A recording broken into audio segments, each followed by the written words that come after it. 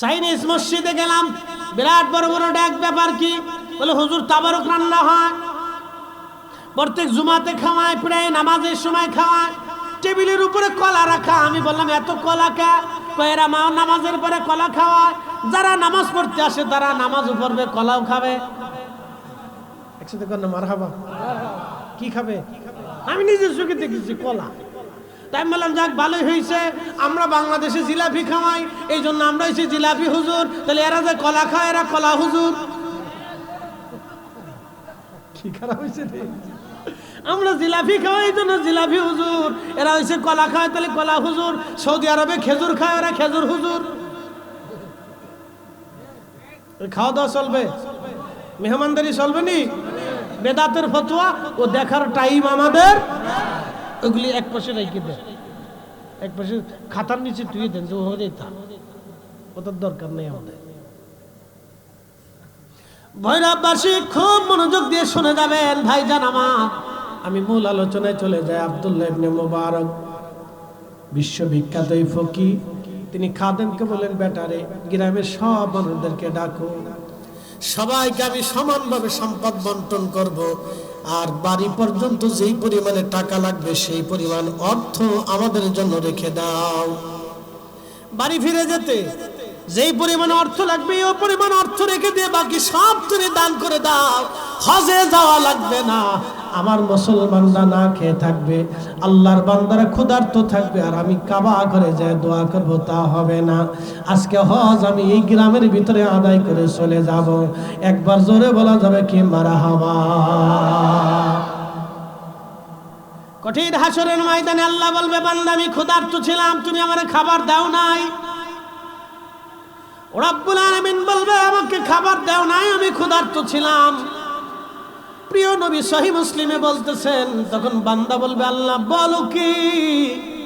তুমি তো নিজে রাজ্জাক, রিজিক দেনেওয়ালা, সৃষ্টি করনেওয়ালা, তুমি তো বলেছো তারজুকু মান তাশাউ বিগাইরি হিসাব। তুমি অগণিত অসংখ্য রিজিক তুমি মানুষকে বন্টন করেছো, তুমি আবার কখন ক্ষুধার্ত হলা?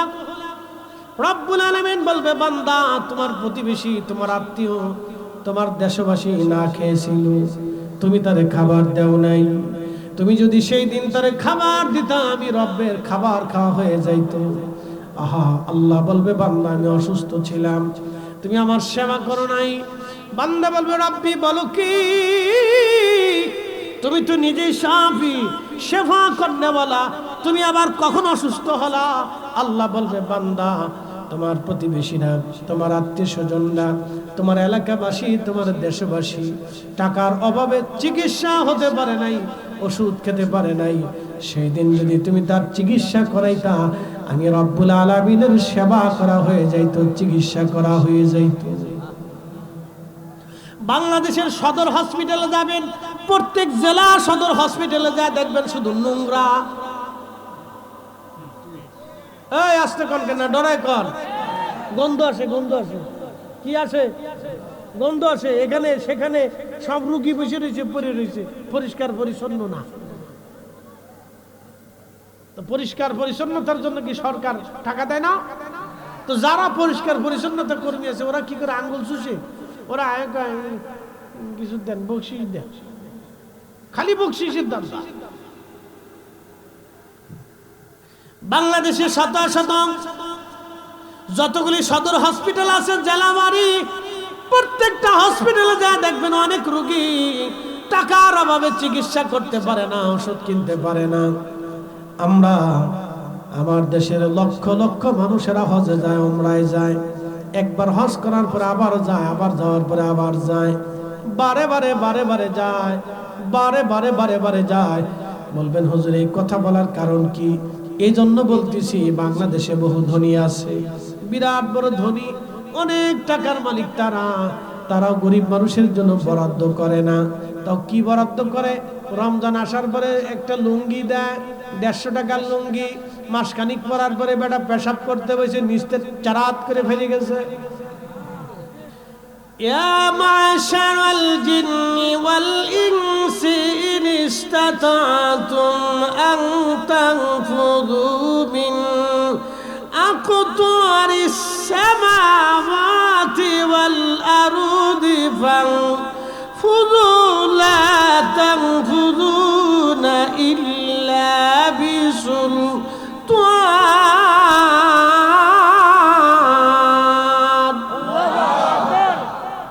يا معشر الجن والإنس মাইকেলারা কদ্দুর ঘুমায় কদ্দুর ছায়ে থাকে পরিশ্রম আছে রাত জাগে আমরাও রাত জাগি ওরাও রাত জাগে কিন্তু দুঃখের বিষয় হেতারা ওয়াজ বাইত পর্যন্ত লয় না যদি মাইকেলারা বাইত পর্যন্ত ওয়াজ লয়ে যেত তাহলে বিশ্ববিখ্যাত ওলি আল্লাহ ওরা থাকতো ঠিক আছে না তারা ওয়াজ লয় না ওরা ওয়াজ লবে কদ্দুর পূজার মণ্ডপে থাকে কদ্দুর গানের মণ্ডপে থাকে কদ্দুর মাহফিলে থাকে মাইক যেদিকে হেরা এদিক এদের নিয়ত হলো আর নিয়ত মাইক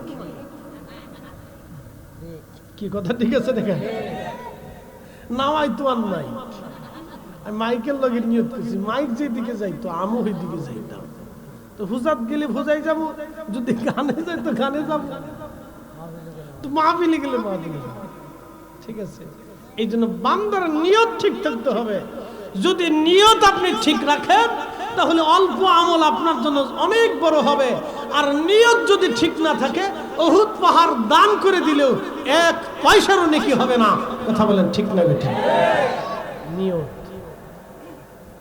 নিয়ত উদ্দেশ্য ঠিক থাকতে হবে এটাকে ইংরেজিতে বলে এম এম বলা হয় টার্গেট মতো ঠিক মতো একবারে সুন্দর করে তাক করে যদি ট্রিগার টেনে দেন তো এক গুলি যথেষ্ট আর টার্গেট ঠিক না রেখে যত আপনি ফায়ার করেন ট্রিগার যত টাফে সাফেন কাজ হবে না গুলি শেষ হবে তো পাখি মরবে না প্রিয় উপস্থিতি হাজিরিন রব্বুল আলামিন কুরআনুল কারীমের ভিতরে আল্লাহ বলেন ইয়া মাশারাল জিন হে মানুষ এবং জিন ওয়াল ইনস আমি আল্লাহর সাম্রাজ্য ছাড়া যদি কোনো সাম্রাজ্য পাও তো সেখানে চলে যাও আমি আল্লাহর আইন যদি ভালো না লাগে আমি আল্লাহর কালাম যদি ভালো না লাগে আমি আল্লাহর দেওয়া হালাল হারামের বিধান যদি ভালো না লাগে আমি আল্লাহর দেওয়া নামাজ যদি ভালো না লাগে আমি আল্লাহর দেওয়া রোজা যদি ভালো না লাগে তাহলে তোমরা আমার সাম্রাজ্য থেকে অন্য কোথাও চলে যাও যদি তোমরা পারো আমি আল্লাহর সাম্রাজ্যের বাহিরে চলে যাও যদি আমি আল্লাহর কোনো কিছু ভালো না লাগে তোমরা বের হয়ে চলে যাও না না না আমি আল্লাহর সাম্রাজ্যের বাহিরে তোমরা যেতে পারবে না এরপরে আল্লাহ বললেন ফাবি আলাই রাব্বিকুমা তুকাযিবান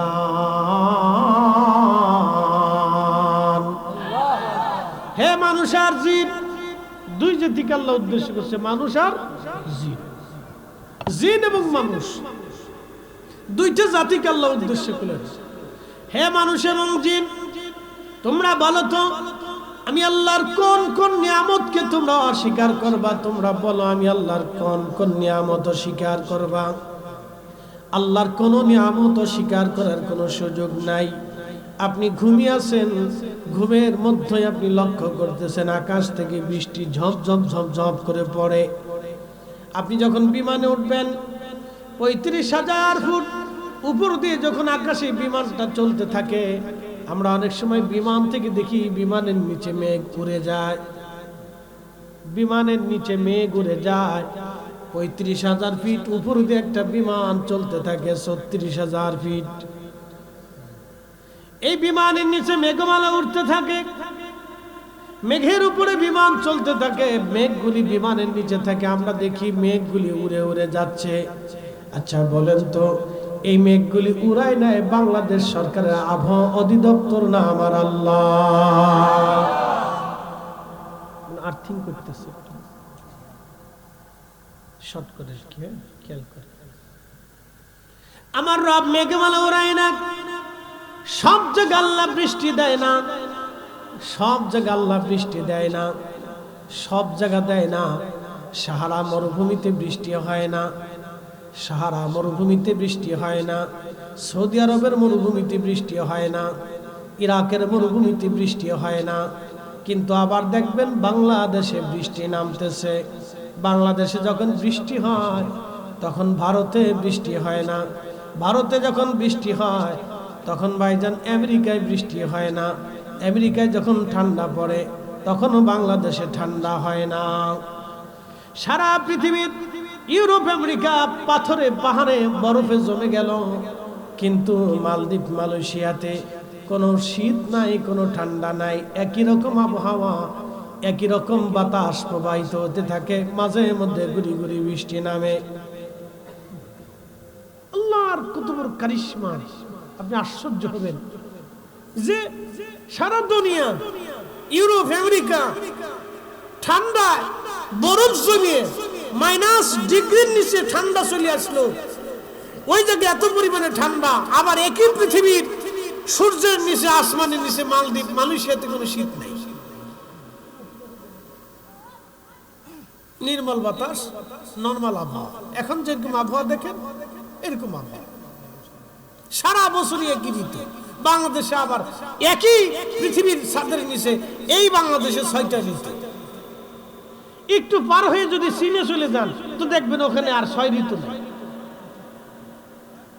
তাহলে আমাদের এই দেশের আবহাওয়াকে উপযোগী 6 ঋতু আমরা বানাইছি না আল্লাহ বানাইছে? একসাথে জোরে বলেন, কে বানাইছে? তাহলে বিধান কার? আল্লাহ। ভালো করে বুঝবেন। এই জন্য আল্লাহ বলেন, এ মানুষ এবং জিন, তোমরা বলো আমি আল্লাহর কোন কোন নিয়ামত তুমি অস্বীকার করবে বলো। ভালো করে শুনে যান, মরুভূমির ভিতরে কোনো গাছ নাই, কিন্তু বাংলাদেশের মাটির ভিতরে আপনি কোথাও বীজ ফেলে দিলেন সাথে সাথে গাছ উঠবে, বিচি ফেলে দিবেন গাছ হবে, ফসল বোনাবেন ফসল হয়ে যাবে। এই দেশের প্রত্যেক ইঞ্চি মাটি উর্বর, প্রত্যেক ইঞ্চি মাটি দেশে উর্বর। ফসল ফলাইতে দেরি হয়, বীজ হতে দেরি হয় না। ফসল বীজ ফলাইতে দেরি হয়, ফসল হতে দেরি হয় না। প্রত্যেক বছরে বাংলাদেশে 3টা সিজন আছে, ফসলের 3টা সিজন হয়। আপনাদের এই ভাটি অঞ্চলগুলিতে একটা সিজন আসে, বছরে একবার ধান হয়। আর আমাদের অঞ্চলে বছরে বছরে 3টা ফসল হয়। আমাদের অঞ্চলে 3 ফসল, আপনাদের অঞ্চলে 1 ফসল। একই বাংলাদেশ, আমাদের ওখানে 3 ফসল, একই বাংলাদেশ। সারা বছরে পানি সিহারা নাই, আর আপনাদের দেশে সারা বছরই পানি। বন্ধু খুব মনোযোগ দিবেন। একই জমিনের ভিন্নতা, একই পৃথিবীর ভিতরে এক জায়গা ঠান্ডা আর এক জায়গা গরম, একই দুনিয়াতে এক জায়গা শীত বরফ পড়ে আর এক জায়গা নরমাল। একই পৃথিবীর একটা দেশের মধ্যে 6 ঋতু, পাশে আর একটা দেশে 2 ঋতু।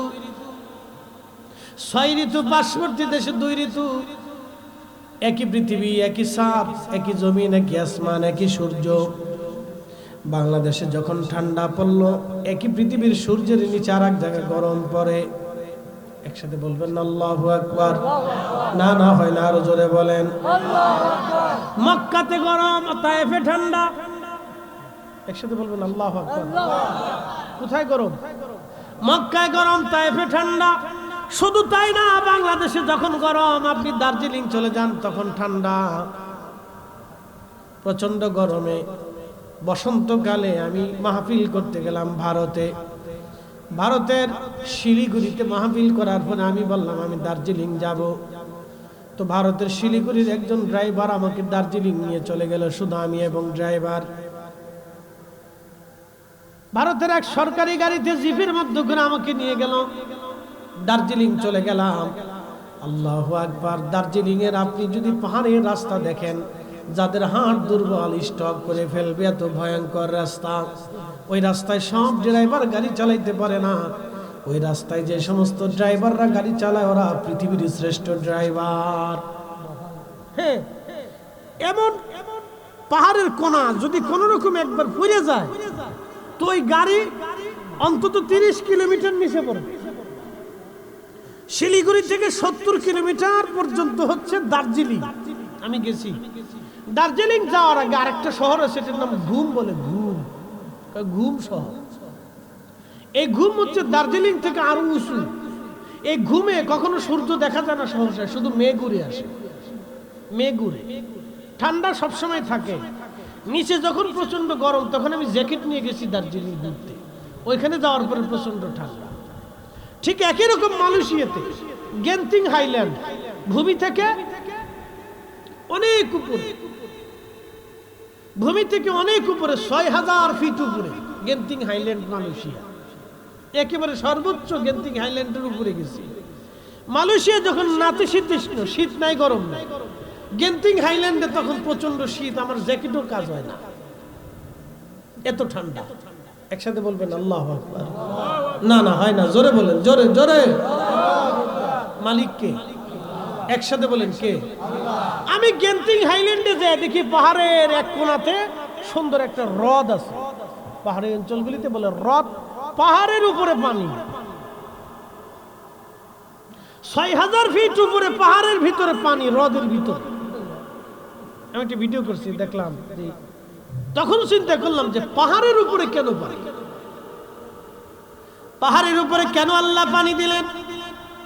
হে ভৈরববাসী, শ্রীনগরবাসী, ভালো করে শুনে যান।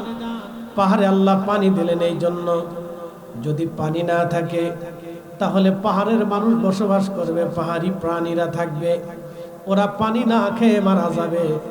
সেই জন্য আমার রব, আমার আল্লাহ পাহাড়ের ভিতরে পানির ব্যবস্থা করে রেখেছেন। একবার জোরে বলা যাবে কি আল্লাহু আকবার।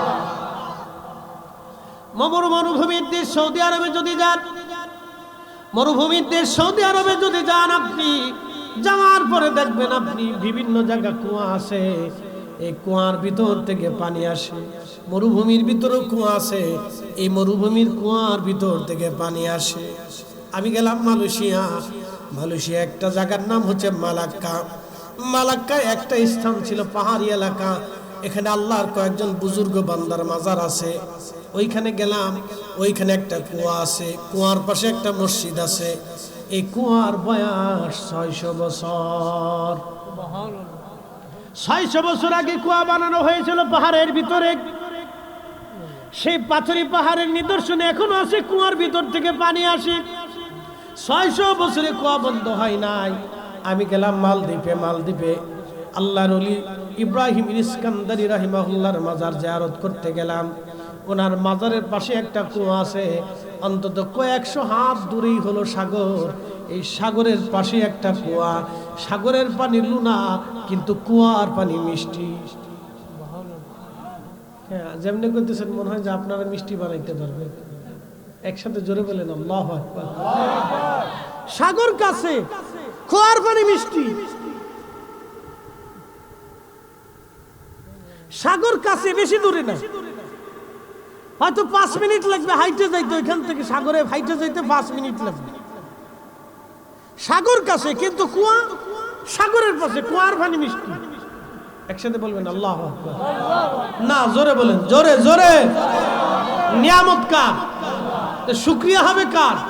তা আমরা করিনি। খাওয়ার পরে মায়ো ভাবি যে কি সুন্দর রাঁধছে না, মুহের লাগে বাঁধতে রয়েছে। বাবিরে ভাম দে, বোনেরে ভাম দে।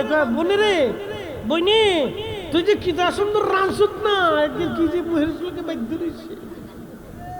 বইনেরে ভাম দে, কিন্তু আল্লাহ শুকরিয়া করে না। কথা কর না, ঠিক কিনা? স্বাদ কে দিছে? আমরা দিছি না আল্লাহ দিছে? জিব্বার ভিতরে এই রস কে দিছে? জিব্বা কয়টা? ফল কয় প্রকারের আছে? শত শত প্রকারের ফল আছে, জিব্বা একটা। এক জিব্বার ভিতরে আম দিলে কয় আম দিছো, জাম দিলে কয় জাম দিছো, কাঁঠাল দিলে কয় কাঁঠাল দিছো, লেবু দিলে কয় লেবু দিছো, আমড়া দিলে কয় আমড়া দিছো, কামরাঙ্গা দিলে কয় কামরাঙ্গা দিছো, ডাব দিলে কয় ডাব দিছো, পেঁপে দিলে কয় পেঁপে দিছো। ফল এক, জিব্বা একটাই। একই মাটি, মাটির ভিতর থেকে হাজার হাজার কোয়ালিটির ফল, খাবার দাবার, গম জব একই মাটির ভিতর থেকে আল্লাহ বের করতেছে। একসাথে বলবেন আল্লাহু আকবার। একই মাটির ভিতরে দুত্রা পাতা, একই মাটির ভিতর থেকে তুলসী পাতা, তুলসী পাতা সেইসিয়া বাসক পাতার লগে মিলাইয়া মধু দিয়ে খাইলে ঠান্ডা কাশি ভালো হয়। আবার একই ধুত্রা পাতা, কথা কইস না, একই ধুত্রা পাতা এটা আইনে সুন্দর করে বাইটে সেইসিয়া রস যদি খাইতে পারেন তো লুঙ্গি আর লুঙ্গির জায়গায় থাকতো না। তো লুঙ্গি যাইব না বলে হুজুর লুঙ্গি কই যাই? একটা ঘটনা শোনা। আমরা মাদ্রাসার ভিতরে, আমরা যে মাদ্রাসা, আমরা দরবারের মাদ্রাসায় কামিল পাস করছি, তো মাদ্রাসার ভিতরে একটা রুমের ভিতর 12টা ছেলে থাকে, 12টা সিট আছে, এক এক রুমে 12টা সিট। তো 12 জন এক জায়গায় থাকলে একজনের খাদ্য নিয়ে হইলে আর বাকিগুলোর খাদ্য নিয়ে হইলে সোয়াইজরক না, একটা আরেকটার বিছনার ভিতরে হামদায়, একটা আরেকটা লুঙ্গির ভিতরে হামদায় হয়ে থাকে, একই লুঙ্গিতে দুইজনে হয়ে থাকে মাঝে মাঝে, বুঝলেন না? ছোটকালের ব্যাপার সেবার তো খুব মনোযোগ দেয়। তো একই রুমের ভিতরে একজনের খাদ্য নেওয়ার পরে সবার চুলকানি হয়ে গেছে। একজনে ওষুধ খেলে 10 জনে খায় না, 10 জনে খেলে একজন খায় না, একজনের সারলে 5 জনের সারে না, 5 জনের সারলে একজনের সারে না। আর রুমের ভিতরে খাইতে নিয়ে 1 বছর পর্যন্ত সারেই না। তো এক মুরব্বী বুদ্ধি দিয়ে বলছে, বাবারা তোরা যদি খাইজিনি চুলকানি একবারে শেষ করতে চাস তাহলে একটা বুদ্ধি দি। বলে চাচা কি বুদ্ধি? দুত্রা পাতা চিনুস নি? হাসিনি। দুত্রা পাতা লইয়া সুন্দর করে একবারে বাছাই টাছাই করে এদের শাক রান্না করিয়া ভাতের লগে এক লগে খাবি, ভাতের লগে খাবি না। প্রসেস আছে, যদি ধুত্রা পাতা আপনি খেতে পারেন প্রসেস মতো, তাহলে আপনার এজমা, চুলকানি, খাইজিনি এগুলো সব রক্ত থেকে মিশে যাবে। ওষুধ কিন্তু বালা। আবার ডাক্তারের পরামর্শ যারা খায়েন না তাহলে কিন্তু লুঙ্গি থাকবেন না। একই মাটির ভিতর থেকে আসতেছে। ওরা সবাই মিলে একসাথে দুত্রা পাতা খাইছে। খাওয়ার পরে 12টা এক লগে পাগল হয়ে গেছে। মাদ্রাসার পোলাপান কেউ লুঙ্গি খুলে দৌড় দেয়, কেউ পাঞ্জাবি খুলে দৌড় দেয়, কেউ লুঙ্গিরে একবারে সুন্দর করে মাথায় পাগড়ি বাঁধে ল্যাংটায় দৌড়াইতেছে। সারা মাদ্রাসায় চিল্লে ফেলা, হাই হাই হলো কি? এক লগে 12টা পাগল হসপিটালে নিয়ে গেছে, ডাক্তারের কাছে ধরে নিয়ে গেছে। যাওয়ার পরে ডাক্তার উমাস টুমাস করে বের করতেছে। একটা ছিল খুব শক্তিশালী, তার আর ধরা যায় নাই। ওই করছে কি, হসপিটাল থেকে ছুটে নার্সদের কাছ থেকে ছুটে যাইয়া হসপিটালের সামনে যে লুঙ্গিটা টাইন্দে খুলে মাথার মধ্যে বাইন্দে কয়, আমি এদেশে ঈদের নামাজ পড়াইতেছি, আল্লাহু আকবার। লুঙ্গি খুলিয়ে পাগড়ি মতোই দিয়ে আমি ঈদের নামাজ পড়াইতেছি, আল্লাহু আকবার। একই মাটির ভিতর থেকে আল্লাহ তুলসী পাতা, দুত্রা পাতা, আম পাতা, জাম পাতা, ঔষধি একসাথে বলবেন আল্লাহু আকবার। না হয় না, জোরে জোরে বলেন। এই নিয়ামত কার? তো শুকরিয়া হবে কার? করিনি আমরা, বলেও আলহামদুলিল্লাহ মনে থাকে না, বলেও আলহামদুলিল্লাহ মনে নাই। এই জন্য আল্লাহ লাইন শাকারতুম লাযীদান্নাকুম ওয়া লাইন কাফারতুম ইন্না আযাবী লাশাদীদ।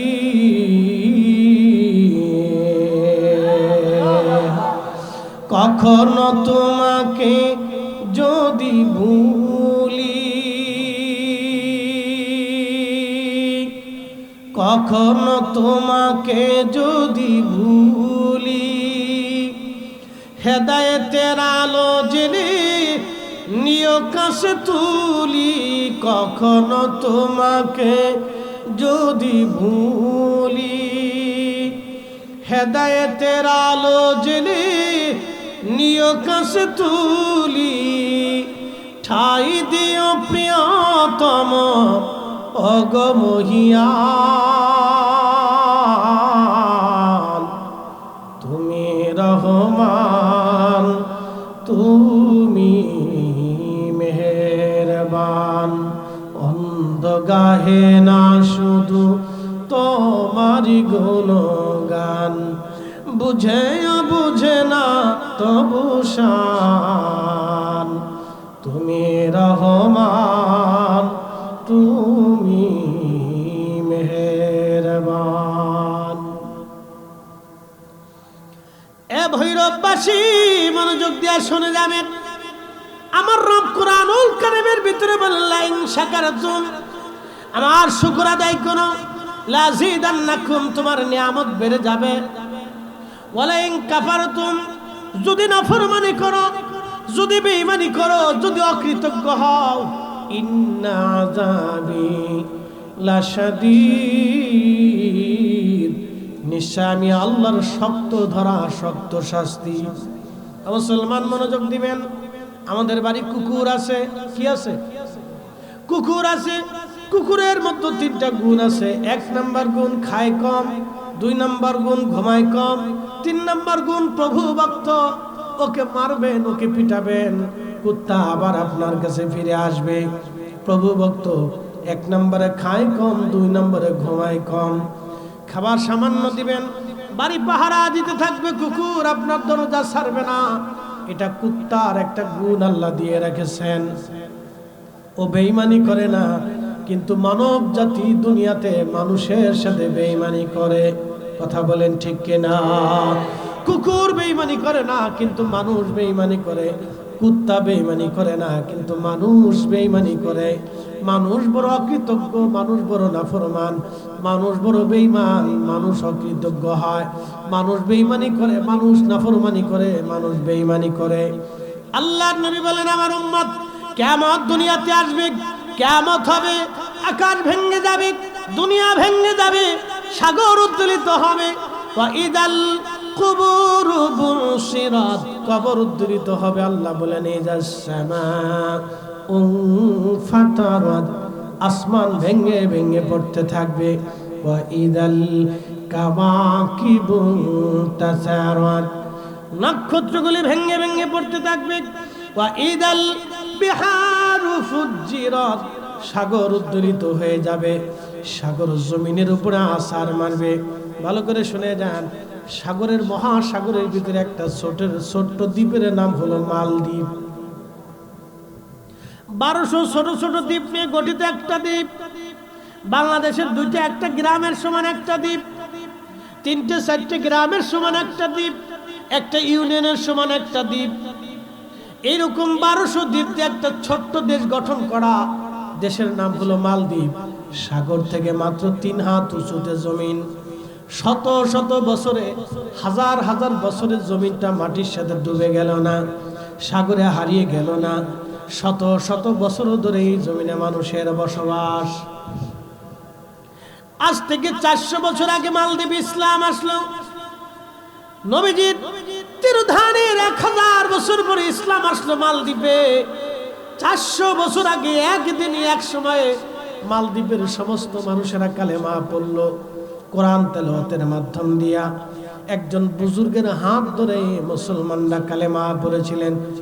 ইব্রাহিম ইস্কান্দারি রাহিমাহুল্লাহর হাত ধরে তামাম মালদ্বীপের মুসলমান একদিনে কালেমা পড়েছিলেন তারা। সাগর থেকে মাত্র 3 হাত উঁচুতে জমিন। সাগরে বন্যা হয় না, টর্নেডো হয় না, সাইক্লোন হয় না, ডুবে যায় না। শত শত বছর ধরে কোনো বন্যা নাই, শুধু সুনামির সময়, ওই সময় আঘাত করার কারণে 70 জন মানুষ মারা গিয়েছিল। মালদ্বীপের 70 জন মানুষ মারা গেল। এবং ওই সময় 7 ঘন্টা মাত্র পানির নিচে মালদ্বীপ ছিল। মাত্র 7 ঘন্টা পানির নিচে ছিল, পানি চলে গেল। আজও পর্যন্ত মালদ্বীপের উপর পানি উঠে না। আচ্ছা বলেন তো, রক্ষা করে কে? সুন্দরবন নাই। বাংলাদেশের সুন্দরবনও ঠেকানো যায়। সুন্দরবনের উপর দিয়ে আল্লাহ সাইক্লোন পাঠায়, যা তোরা কিছু কর দূরল। কি লেগেল, কিসের জন্য দেয়? এ বাংলাদেশের মানুষের 68,000 গ্রামে এখনো পর্যন্ত ঠিক মতো ন্যায় বিচার হয় না। স্বজন প্রীতি হয়, চোখ দেখে, চেহারা দেখে, দল দেখে, মত দেখে, টাকা দেখে, পয়সা দেখে, ক্ষমতা দেখে বিচার হয়। কথা কন না, ঠিক কিনা?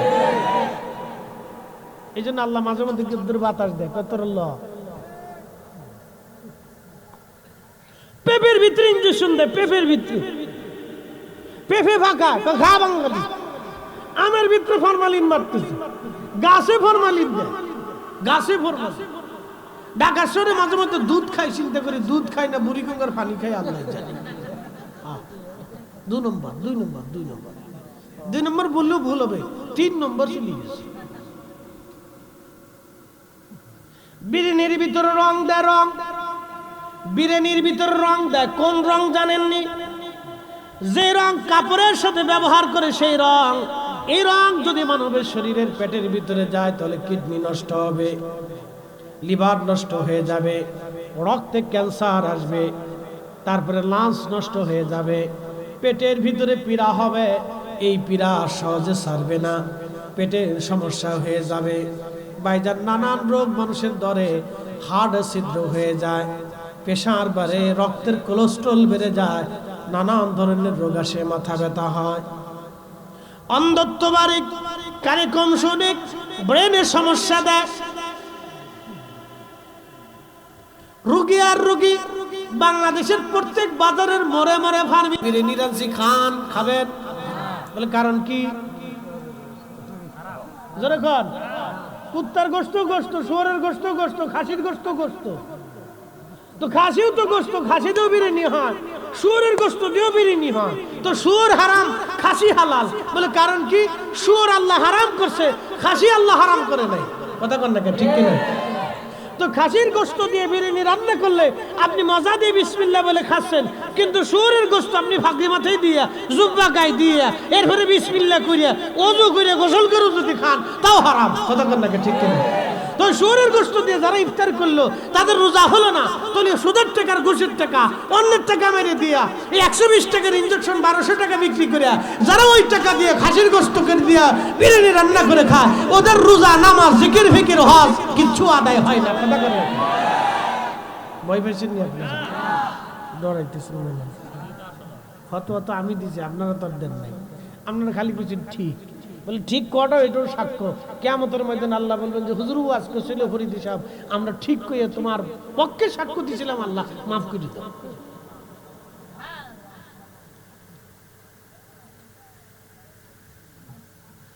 শোনেন ভাইজান আমার, খুব মনোযোগ দিবেন, কষ্ট হইতেছে আপনাদের?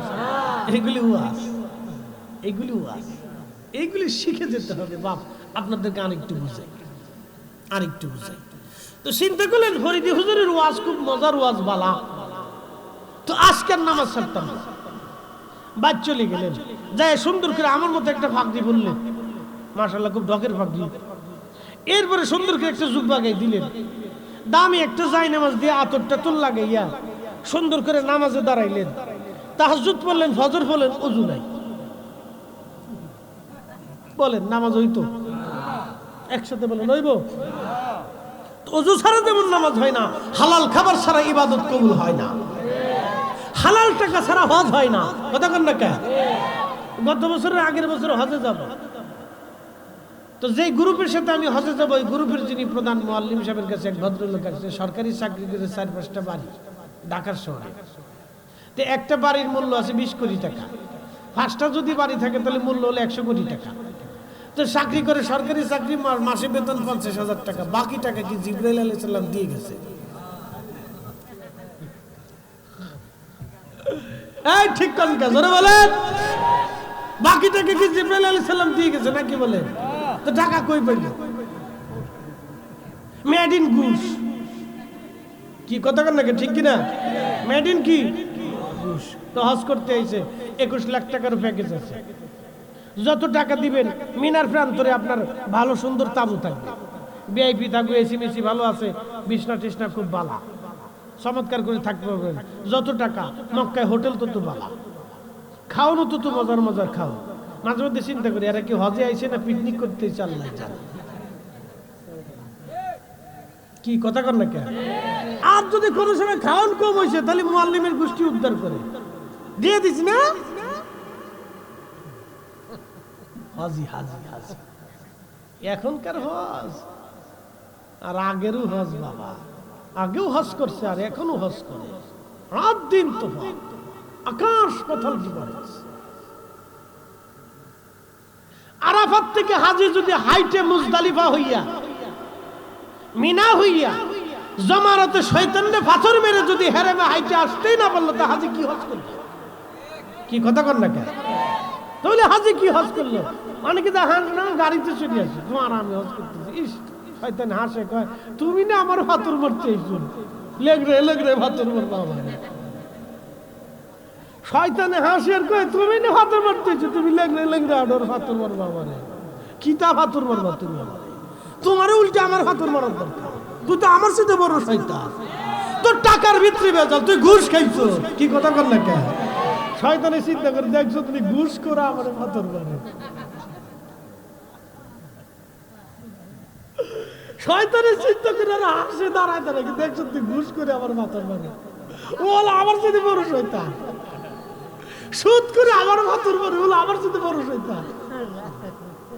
ওর বোনের জমি এখনো বুঝাই দেয় নাই, ও প্রতিবেশীর দোকান মেরে দিয়ে গেছে, ও চান্দা মেরে খায় বাংলাদেশে, ও আইসে আমার পাথর মারতে। কি কথা কর দেখে শয়তানে হাসে, বাপু তুই আমার সাথে বড় শয়তান, ওই শয়তানে আমার এসে পাথর মারতে। ওয়াজ যেটা করতেছি কাজের কথা বলতেছি, একবার অরিজিনাল কাজের কথা বলতেছি আপনাদেরকে। যেই কাজ করলে হাসতে হাসতে বেহেশত পাবে, মানুষ হয়ে কবরে যেতে পারবে, মুসলিম হয়ে কবরে যেতে পারবেন। লা তামুতুন্না ইল্লা ওয়া আনতুম মুসলিমুন, মুসলমান না হয়ে কিন্তু কবরে আইছো না। আল্লাহ হুঁশিয়ার দিয়ে দিয়েছে, হে বান্দা ইমানদার, মুসলমান হয়েই কবরে আসো, মুসলিম হয়ে কবরে আসো, মুসলিম হয়ে তুমি কবরে আসো। সাবধান, মুসলমান না হয়ে কবরে আইসো না।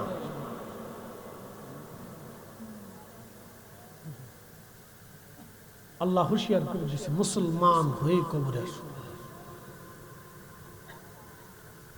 জামারাতে শয়তানকে যখন হাজি পাথর মারে, তখন শয়তান দূরে দূরে হাসে, সুদখোরের হাজির দিকে তাকে, গাহারে সুদখোর রে, তুই আমার পাথর মারস, তুই তো বড় শয়তান। কি কথা ঠিক আছে রে? শয়তানে দূরে দাঁড়িয়ে দাঁড়িয়ে হাসে, তুই লো বড় শয়তান, তুই আইছো তো আমার পাথর মারতে, শয়তান কোথাকার।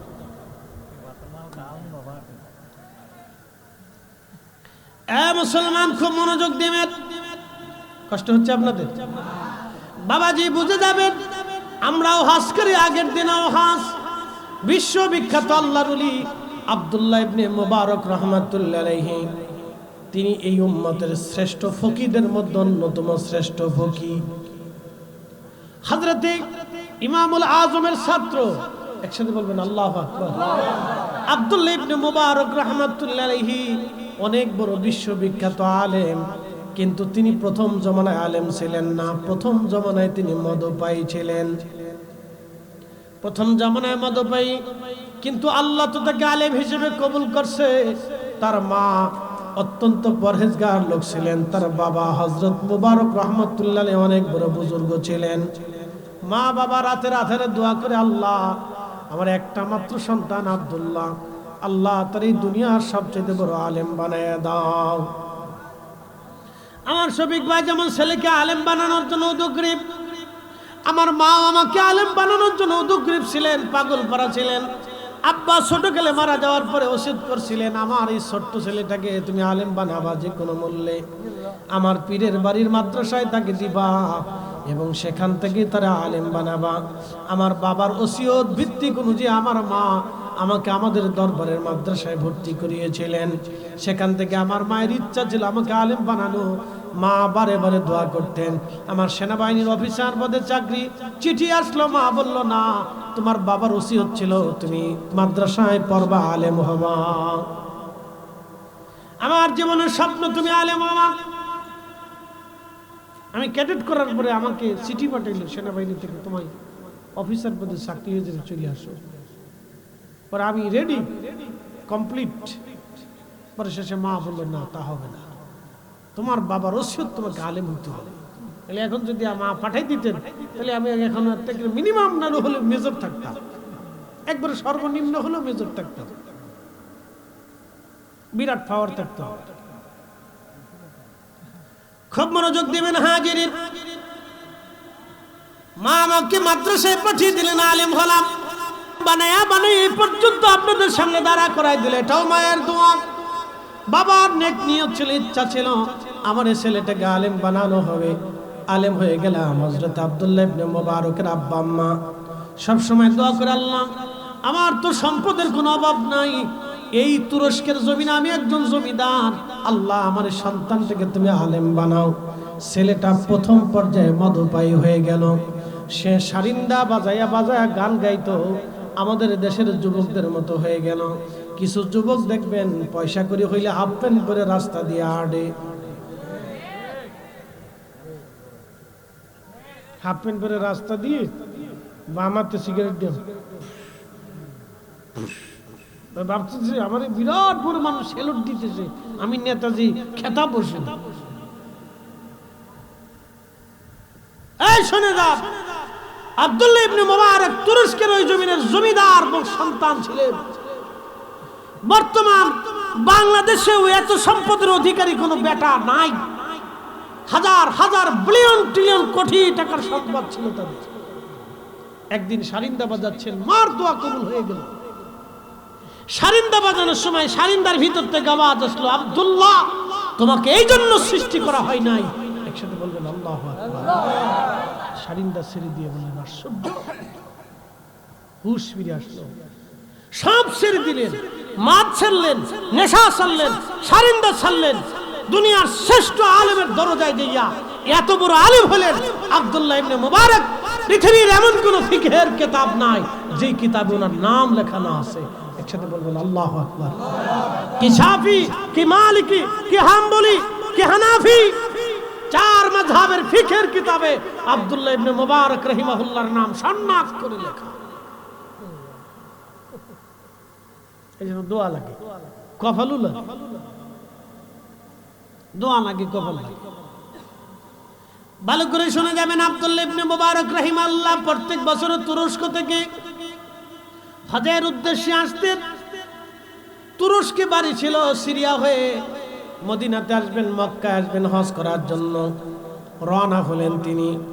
আস্তে আস্তে আস্তে আস্তে এক মুসলিম এলাকা পার হচ্ছিলেন। খাদেমকে বললেন, বেটারে তাবু গারো, সন্ধ্যা হয়েছে, আমরা রাত্রি বিশ্রাম করব, তাহাজ্জুদ নামাজ পড়ব, সকালবেলা ফজরের নামাজ পড়ে আমরা আবার রওনা দিব। হযরত আব্দুল্লাহ ইবনে মুবারক হজে আসার সময়, প্রত্যেক বছরে হজে আসার সময় তিনি অনেক সোনা দানা টাকা পয়সা নিয়ে আসতেন। স্বর্ণের দিরহাম দেনারগুলি তিনি নিয়ে আসতেন, কারণ ওনার আদত ছিল, অভ্যাস ছিল হজে আসার পরে ওই জামানা তো রাস্তাঘাটে হাজিদের টাকা পয়সা চুরি করে নিয়ে যাইতো, ডাকাতি করে নিয়ে যাইতো। ওই জামানা তো মক্কাতে চোর ছিল, হাজিদের মাল সামানা চোরেরা চুরি করে নিয়ে যাইতো। এখনো মক্কা মদিনায় চোর আছে, ওই চোরেরা মানুষের টাকা পয়সা মোবাইল চুরি করে নিয়ে যায়। বেশিরভাগ আফ্রিকার চোর বেশি। এই মক্কায় যারা থাকে, আমি মিছে কথা বলে কবেন যে হুজুর মিছে কথা বলছি, ঠিক আছে না ভাই? আফ্রিকার চোর বেশি, নাম দিছে বাঙালিরা চোর, মিছে কথা, আমরা চুরি করি। একসাথে কোন আল্লাহু আকবার, জোরে কর, না না আরো জোরে বলেন। বাঙালিরা বিদেশে যা চুরি করে না, বাঙালিরা দেশে চুরি করে। সরকারি টাকা বেশি চুরি করে, রাস্তার ইট বালি চুরি করে, মসজিদের টাকাও চুরি করে। এই আস্তে কোন জোরে বলেন। বিদেশে চুরি করে, যারা বিদেশ যায় ওরা খাইতে খুঁটে বহু কষ্ট করে দেশে টাকা পাঠায়। ওরা দেশে গেলে ও দেশের আইন মানে। বাঙালিরা বিদেশে চুরি ডাকাতি করে, আমরা বালা। মক্কাতে আফ্রিকানরা এসে টাকা চুরি করে হাজিদের, কি মারাত্মক চোরের চোর চিন্তা করে, আল্লাহর ভয় একটু নাই, হারামে এসে চুরি করে, এত বড় চোর ওরা। এই শোনা যাবেন, আগে ওরকম চুরি করত। আব্দুল্লাহ ইবনে মুবারক রাহিমাহুল্লাহর আদত ছিল, তিনি ওই সমস্ত হাজিদেরকে তিনি টাকা পয়সা দিয়ে সাহায্য করতেন। তো অনেক সোনা দানা নিয়ে তিনি রওনা করলেন সুদূর পথ। রাত্রিবেলা একটু বিশ্রাম করলেন, তাহাজ্জুদ পড়লেন। তাহাজ্জুদ ওই জামানার বুজুর্গরা তাহাজ্জুদ ছাড়তো না, আর আমরা বর্তমানে তাহাজ্জুদ নামাজ আমরা পড়ি না। তাহাজ্জুদ ফজরই পড়ি না, আসর মাগরিব পড়ে না, এশা জোহর পড়ে না। আব্দুল্লাহ ইবনে মুবারক রাহমাতুল্লাহ আলাইহি রওনা করলেন, তাবু গাড়লেন, তাহাজ্জুদ পড়লেন, ফজর পড়লেন। তাহাজ্জুদ এবং ফজর পড়ার পরে তিনি তাসবিহ তাহলিল করতেছিলেন। এমন সময় দেখলেন একটা মেয়ে মরা একটা মুরগি নিয়ে রাস্তা দিয়ে হেঁটে হেঁটে যাচ্ছে। মেয়েটার শরীর শুকনো, গোশত চামড়াগুলি শুকায় গেছে, তার সুন্দর মুখ চেহারা ভেঙ্গে একেবারে চোয়ালের সাথে মিশে গেছে। ওই যে আপনারা দেখেন ফিলিস্তিনে কিছু কিছু ক্ষুধার্ত মানুষের চেহারা দেখবেন তার একেবারে কঙ্কাল হয়ে গেছে। আহা ভাইজান, খুব মনোযোগ দিবেন। ওই মেয়েটার চেহারা এমন ভাবে হয়ে গেল, তার হাড়ের সাথে চেহারা মিশে গেছে, কঙ্কালের মতো দেখা যায়। একটা মরা মুরগি নিয়ে হেঁটে হেঁটে যাচ্ছে। আব্দুল্লাহ ইবনে মুবারক রাহিমাহুল্লাহ খাদেমকে বললেন, খাদেম রে, ওই মেয়েটাকে ডাকো তো, কি ব্যাপার জিজ্ঞাসা করি, মরা মুরগি নিয়ে সে কোথায় যায়। মেয়েটাকে ডাক দেওয়া হলো, মেয়ে তুমি এদিকে আসো। আব্দুল্লাহ ইবনে মুবারক রাহমাতুল্লাহ আলাইহি তোমাকে ডাকতেছেন, দুনিয়ার সবচেয়ে বড় ফকিহ, দুনিয়ার সবচেয়ে বড় মুফতি তোমাকে ডাকেন। মেয়েটা কাছে আসলো, সালাম দিল। আব্দুল্লাহ ইবনে মুবারক ডাক দিলেন, মা রে, তুমি কি মুসলমান? বলে, হ্যাঁ হুজুর, আমি মুসলমান। তো মুসলমান মা, মরা মুরগি দিয়ে তুমি কি করবা? বলে, হুজুর, এই মরা মুরগি আমরা রান্না করে তারপরে খাবো। আব্দুল্লাহ ইবনে মুবারক বললেন, মা রে, তুমি কি মাসালা জানো না? মরা মুরগি হারাম আমাদের জন্য। মেয়েটা চোখের পানি ছেড়ে দিয়ে বলল, হুজুর, আমি জানি হারাম, কিন্তু এই এলাকা চারিপাশে খ্রিস্টানরা বসবাস করে, বিধর্মীরা বসবাস করে, আমরা এই অঞ্চলে বসবাস করি, তারা আমাদের অঞ্চলটাকে বন্ধ দিয়ে দিছে, আমাদের সাথে ব্যবসা বাণিজ্য উঠা বসা লেনদেন তারা বন্ধ করে দিয়েছে। বাহির থেকে পণ্য সামগ্রী আমাদের দেশে আসে না, আমাদের অঞ্চল থেকে বাহিরেও পণ্য সামগ্রী যাইতে দেয় না। আমরা ক্ষুধার কারণে, অভাবের কারণে দুর্বল হয়ে গেছি। হুজুর, আমাদের পুরো অঞ্চলে, আমাদের কারিয়ার ভিতরে, গ্রামের ভিতরে কোনো মুসলমানের ঘরে খাবার নাই। হুজুর, আজকে 7 দিন পর্যন্ত কোনো দানা পানি আমার ঘরের মধ্যে যায় নাই। আমার বৃদ্ধ মা এবং বাবা আছে, ছোট একটা ভাই আছে, ভাইটা আজকে বিছানা থেকে উঠতে পারে নাই। আব্বা আম্মা বিছানায় পড়ে গেছে, ক্ষুধার অভাবের কারণে তাদের শরীরে শক্তি নাই। ক্ষুধা সহ্য করতে না পেরে হুজুর, আমি সকালবেলা ফজরের নামাজের পরে বের হলাম, দেখি কিছু পাই কিনা। এসে দেখলাম এই মুরগিটা রাস্তার পাশে মরে পড়ে আছে। হুজুর, আমি চিন্তা করলাম, বেঁচে থাকার জন্য অন্তত এই মুরগিটাকে আমি রান্না করে বাবা মার মুখের মধ্যে দিলেও কোন রকম শক্তি আসবে। আল্লাহর ওলি বুজুর্গ, আমি মরা মুরগি নিয়ে যাচ্ছি জীবন বাঁচানোর জন্য। আমি জানি মরা খাওয়া হারাম, কিন্তু জীবন বাঁচানোর জন্য আমি মরা মুরগি বাবা মার জন্য নিয়ে যাচ্ছি। ঠিক তখন আব্দুল্লাহ ইবনে মুবারক চোখের পানি ছেড়ে দিয়ে কেঁদে ফেললেন। ডাক দেয়া বললেন, খাদেম, জিজ্ঞাসা করো এই অঞ্চলে কত মানুষ আছে, সব মানুষদেরকে দাওয়াত দাও, ডাক দাও। আমার কাছে যত পরিমাণে স্বর্ণের মুদ্রা আছে, স্বর্ণ গহনা, টাকা পয়সা আছে, আমি আর হজে যাব না, এই বছর আর হজে যাব না। আমি সমস্ত টাকাগুলি গরিব মিসকিনের ভিতরে এই অঞ্চলের দরিদ্র মানুষের মধ্যে বন্টন করে দিয়ে যাব। আব্দুল্লাহ ইবনে মুবারকের হজ মক্কায় গেলে আজ হবে না, এখানেই আমি হজ আদায় করে দিয়ে যাব। কারণ আমার মুসলমানরা ক্ষুধার্ত থাকবে, আর আব্দুল্লাহ ইবনে মুবারক কাবায় যায় আল্লাহর ঘর ধরে তাওয়াফ করবে, দোয়া করবে, তা হবে না। আগে আমার মুসলমানের ঘরে খাবার পৌঁছাইতে হবে। একবার আওয়াজ তুলে জোরে বলা যাবে কি মারহাবা। এই সুন্নতে আসি আমরা। আর একদল আছে খালি ফতোয়া গুতিক দিতে, খালি ফতোয়া গুতায়, এটা বেদাত, এটা বেদাত, এটা বেদাত। এই আসতে কোনকে জোরে বলে, মিলাদের তাবারুক বেদাত, জিলাপি বেদাত, বিরিয়ানি বেদাত, তুই এত কিছু বেদাত হলে খালি তুমি খাবা আর আমরা খালি বেদোষ হয়ে যাবে। কারণটা আমি মালয়েশিয়া দেখেছি, চাইনিজ মুসলিমদের প্রথম মসজিদ, শত শত বছর আগের মসজিদ, মালয়েশিয়ার মালাক্কা শহরের ভিতরে মসজিদটা, শহরে চাইনিজ মসজিদ, সিংকুপাঙ্কু মসজিদ। বলে হুজুর সিংকুপাঙ্কু কি? চাইনিজরা দেখবেন সুন্দর এই সিংকুপাঙ্কু বাড়ি বানায়, ওরকম মসজিদও ঠিক ওইরকম। কিন্তু মসজিদের বাহিরে একটা মিনারা আছে, বিরাট বড় মিনারা, শত শত বছর ধরে মিনারাতে দাঁড়ায় আজান দিত। এত বেদাত তালাশ করেন, মসজিদের ভিতরে মাইক আসার পরে মসজিদের ভিতরে দাঁড়ায় আজান দেন, লজ্জা করে না? নবীর কোন সাহাবী মসজিদের ভিতরে আজান দেয় নাই। আমি তায়েফে যাইয়া মসজিদে আলী দেখেছি, এই মসজিদের পাশে বিরাট বড় মিনারা, সেই মিনারাতে মুসলমানরা আজান দিত। 1400 বছর ধরে মিনারা আজান দিছে। মদিনাতুল মসজিদে মুনাওয়ারাতে নবীর মসজিদে হযরত বেলাল রাদিয়াল্লাহু তাআলা আনহু বনু নাজ্জার গোত্রের এক মহিলার ঘরের ছাদের উপরে দাঁড়িয়ে আযান দিতেন। সেই ছাদের উপরে দাঁড়িয়ে হযরত বেলাল আযান দিতেন। সেটা এখনো মসজিদে নববীতে সংরক্ষণ করে রাখা হয়েছে।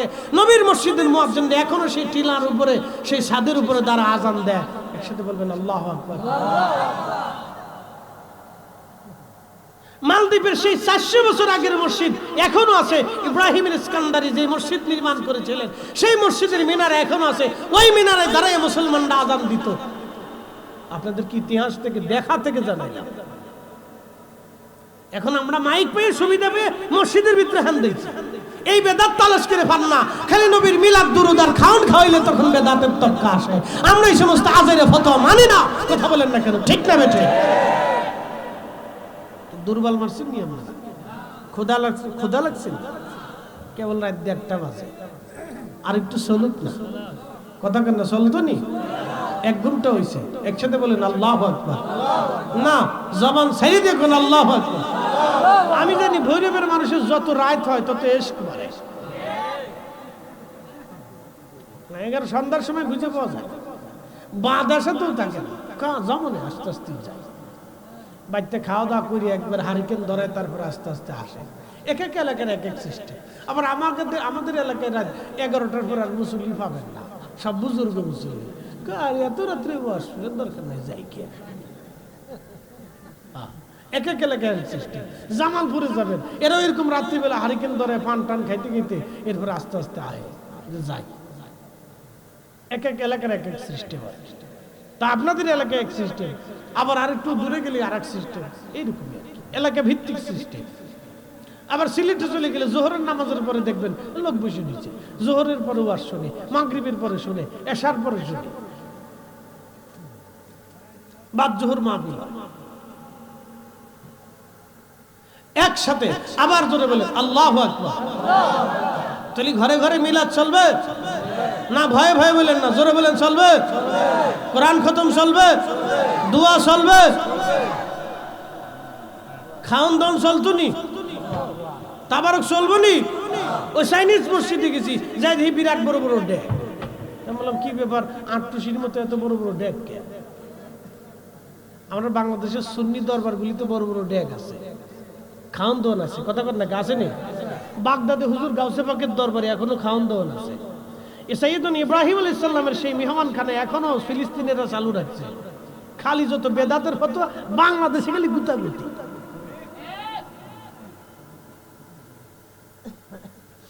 চাইনিজ মসজিদে গেলাম, বিরাট বড় বড় ডাক। ব্যাপার কি?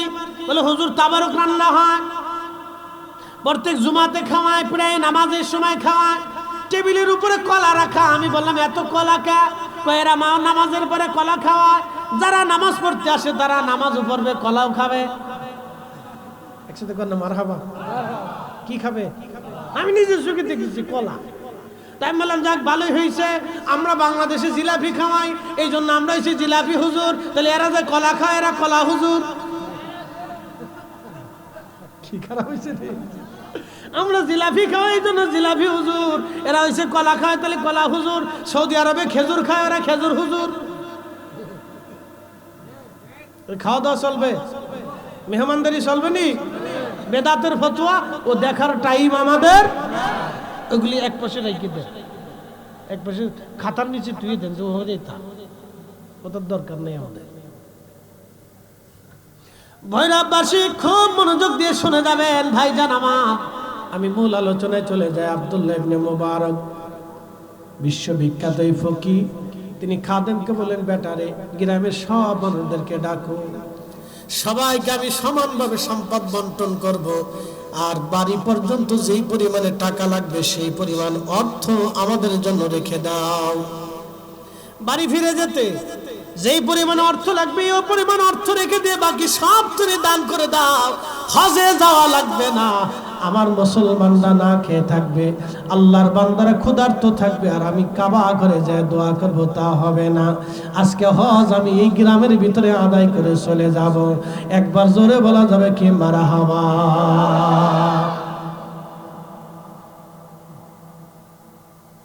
এই যে সামনে রমজান আসতেছে, বহু হাজিরা বাংলাদেশ থেকে হজে যাবে, উমরা সিরিয়াল ফেলাই দেন, বাপরে কি হারামে 1 রাকাত নামাজ পড়লে 1 লক্ষ রাকাতের সওয়াব, আর রমজানে পড়লে তো কোনো কথাই নেই, কত সওয়াব, অনেক সওয়াব, বহুত ফায়দা।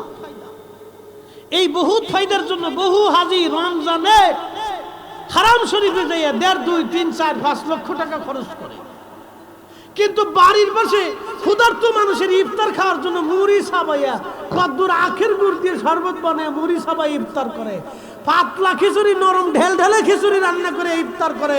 বাংলাদেশের বহু নারী আছে, বহু পুরুষ আছে, কথা কর না কে? এই বেলায় তাদের বাড়ি ইফতার ফাটাবে না, এ তো সোয়াবের জন্য কাবা শরীফে যে সোয়াব তালাশ করতেছে।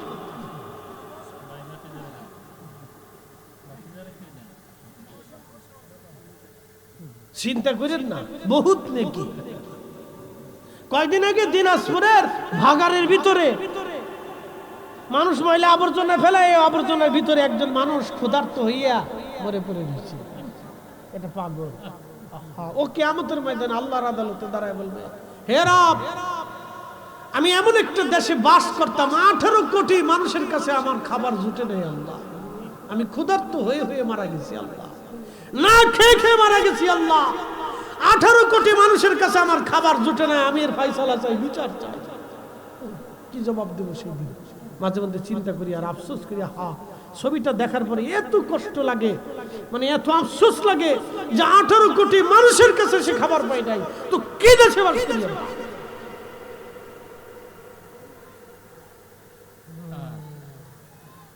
কঠিন হাসরের ময়দানে আল্লাহ বলবে, বান্দা আমি ক্ষুধার্ত ছিলাম, তুমি আমারে খাবার দাও নাই। রব্বুল আলামিন বলবে, আমাকে খাবার দাও নাই, আমি ক্ষুধার্ত ছিলাম।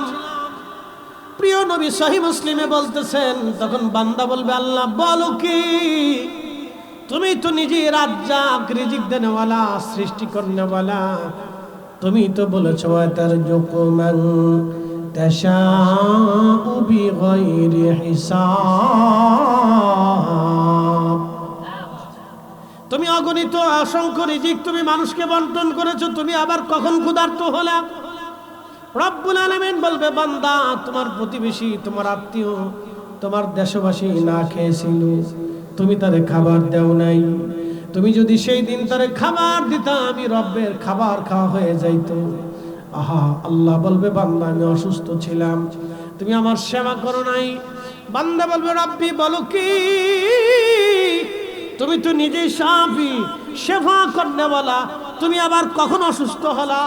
আল্লাহ বলবে, বান্দা তোমার প্রতিবেশীরা, তোমার আত্মীয় স্বজনরা, তোমার এলাকাবাসী, তোমার দেশবাসী টাকার অভাবে চিকিৎসা হতে পারে নাই, ওষুধ খেতে পারে নাই, সেই দিন যদি তুমি তার চিকিৎসা করাইতা, আমি রব্বুল আলামিনের সেবা করা হয়ে যাইতো, চিকিৎসা করা হয়ে যাইতো। বাংলাদেশের সদর হসপিটালে যাবেন, প্রত্যেক জেলা সদর হসপিটালে যা দেখবেন শুধু নোংরা। এই আসতে কন কেন, ডরাই কর, গন্ধ আসে, গন্ধ আসে, কি আসে? গন্ধ আসে। এখানে সেখানে সব রুগী বসে রয়েছে, পড়ে রয়েছে, পরিষ্কার পরিচ্ছন্ন না। তো পরিষ্কার পরিচ্ছন্নতার জন্য কি সরকার টাকা দেয় না?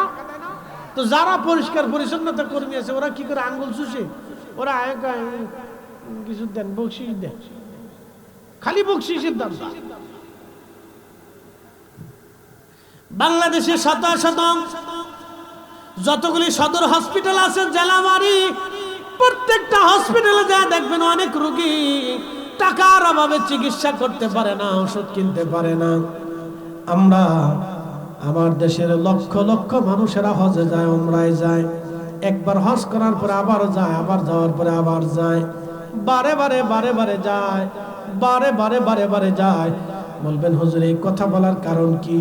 এই জন্য বলতেছি, বাংলাদেশে বহু ধনী আছে, বিরাট বড় ধনী, অনেক টাকার মালিক, তারাও গরিব মানুষের জন্য বরাদ্দ করে না। তাও কি বরাদ্দ করে? রমজান আসার পরে একটা লুঙ্গি দেয়, 150 টাকার লুঙ্গি, মাসখানিক পরার পরে বেটা পেশাব করতে বসে নিস্তে চারাত করে ফেলে গেছে। এই পোলাপান ঘুমাই গেছত নি? কথা কয় না, ঠিক না? ঠিক। তাহলে এটা কি জাকাত না ফাজলিমি? ফাজলিমি, মাইকিং করে বিশিষ্ট দানবীর সমাজ সেবক অমুক ব্যক্তিত্ব জনাবে হাজী সাহেব সবাইকে দান করবে।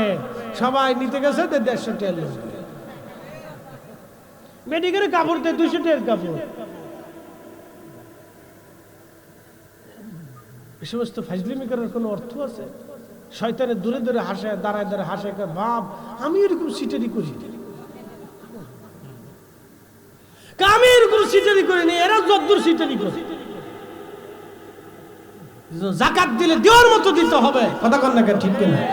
আমি যেই লুঙ্গি পরি ঠিক ওই একই লুঙ্গি দিতে হবে, আমি যেই কাপড় গায়ে দিই সেই একই রকম কাপড় দিতে হবে, আমি যেই চালের ভাত খাই ওই চালই তোমাকে দিতে হবে। কি কথা কন না কেন? যত নিম্নমানের চাল ভিতরে কেরা কেরা লেগে গেছে, ওই ভাত রান্নাগুলি তিতে তিতে লাগে, এই চাল বরাদ্দ করে যাকাতের জন্য শতান কোথাকার। কষ্ট হইতেছে আপনাদের? ওয়াজ করলে কি লাভ, শুনলে কি লাভ? লাভ হবে তার আমলে, আমলেও লাভ হবে না নবী প্রেম না থাকলে দিলে, নবী প্রেম থাকলে দিলে লাভ হবে কম আমলে। সুপারিশ করবে নবী রোজ হাসরের ময়দানে, জ্ঞানী যারা বুঝে তারা শুধু ইশারায়, নাদানের বুঝাইতে পারে আছে কে কোথায়। জ্ঞানীর মতো জ্ঞানী হলে অল্প কথাই বুঝে, কচুর মতো কচু হলে অল্প জালে সিজে। লা ইলাহা ইল্লাল্লাহ, লা ইলাহা করে নেই, তারপরে বিচারে বসবো। তখন এমন কিছু লোক আছে নামাজ পড়ে না, ওরা চিন্তা করলে এখন যদি নামাজ না পড়ি তো সমাজ কি মনে করবে। এটার নাম সামাজিক নামাজ। সে আল্লাহর ভয়ে নামাজে যায় নেই, সে সমাজের ভয়ে নামাজে গেছে। আর একটা নামাজ আছে বিয়াই নামাজ। বিয়াই বাড়ি নতুন আইছে, বিয়াই ডাক দেখে বিয়াই আসো, আজান দিছে, নামাজ পড়ে আসি। চিন্তা করলো নামাজে যদি না যায় তো বিয়াই কি মনে করবে। সে বিয়ার ডরে নামাজে গেছে, আল্লাহর ডরে যায় নাই, কথা কোন না ঠিক কিনা? আবার কিছু নামাজ আছে রাজনৈতিক নামাজ। সামনে ভোটাভুটি আসতেছে, অপেক্ষা করেন, দেখবেন যে বেটা পেশাব করে পানি নালে এর মাথায় টুপি আছে।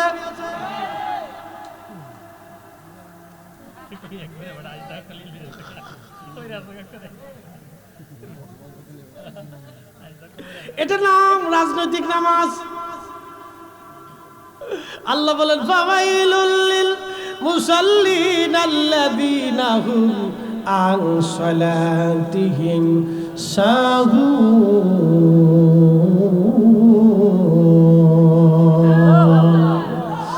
কপাল পরা সে নামাজি, যে নামাজি মানুষ দেখানোর জন্য নামাজ পড়ে, এই নামাজের নাম হলো রাজনৈতিক নামাজ।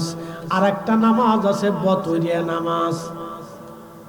এখানে অনেক বতরিয়া নামাজি আছে, বলে বতরিয়া নামাজি কি খালি জুমার নামাজ পড়ে আর সপ্তাহে আর একটা কত নামাজ নাই। ধরা পড়ে গেছে, এখানে বহু বতরিয়া নামাজি আছে, ধরা পড়ে গেছে। কথা কথা খালি জুমার নামাজ পড়ে, এরপরে আর নামাজ নাই। আজানটা দিল মন আমার কেন বন্ধ দালান ঘর, মন আমার কেন বন্ধ দালান ঘর। বন্ধু আমার আর লম্বা বাড়াবো না। তারাবির নামাজ ইমামের পিছনে পড়া যাবে কিনা? অবশ্যই পড়বেন। জামাতের সাথে তারাবির নামাজ আপনারা পড়বেন, ইমাম সাহেবকে নিয়ে জামাতে পড়বেন। এটা খোলাফায়ে রাশিদের সুন্নাত। হযরত ওমর রাদিয়াল্লাহু আনহুর জামানাতে হযরত ওমর মসজিদে নববীতে ঢুকলেন। মসজিদে নববীতে ঢোকার পরে দেখলেন মুসল্লিরা বিভিন্ন জায়গায় আলাদা আলাদা করে যার যার মতো নামাজ পড়ে। হযরত ওমর মহিলারা না, মহিলারা তারাবির নামাজ ইমামের পিছনে পড়তে যাবেন না, এই ফিতনা চালু করেন না, বাড়িতে বড়ু কেটেই বালা। আমি সুবিধাবাদী ফতোয়া দেব না। হযরত ওমর যেইভাবে দিয়ে গেছে আমি ওইভাবে দিব, বাহিরে দেওয়ার কোনো সুযোগ নেই। তা আপনার বাপ হন আর চাচা হন, আমার পিস হন, ও দেখার টাইম নাই, এগুলো আমি দেখি না। কারণ কোরআন সুন্নাহ আমাদের ব্যক্তিগত মতে চলে না, এটা খোলাফায়ে রাশিদ সাহাবে আজমিন আল্লাহর নবী আল্লাহর কোরআনের ভিত্তিতে চলবে। কথা বল ঠিক কিনা? তো হযরত ওমর যেইভাবে দিছে আমরা সেইভাবে দিছি।